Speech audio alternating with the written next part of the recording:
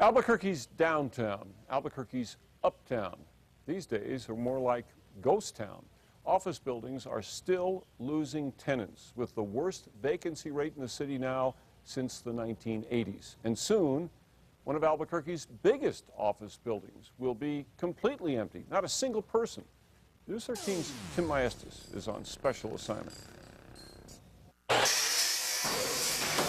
Parts of PNM's downtown headquarters are now more construction zone than office space.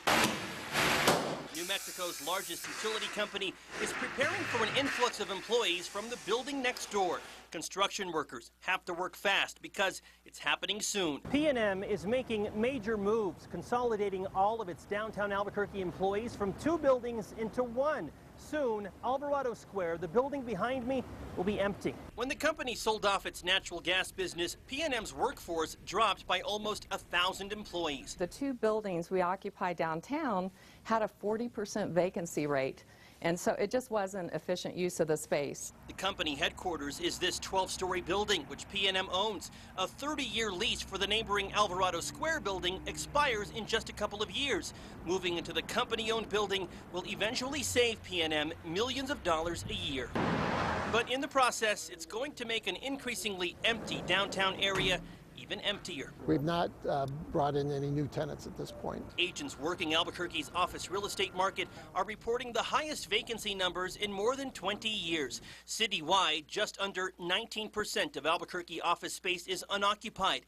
In Uptown, the number is well above that, 23.6%.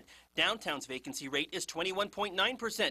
Turns out many companies are doing what PNM is doing, cutting down on space. Others have either laid off employees, moved away, or shut down completely. Office vacancy rates are directly tied to unemployment. Until the employment levels return to a 4 or 5%, it's going to be difficult to fill up buildings. Downtown has been suffering the longest and the most. Associate broker Ken Schaefer has been tracking Albuquerque's office market for 13 years. He says downtown's vacancy rate will of course jump again once PNM vacates Alvarado Square.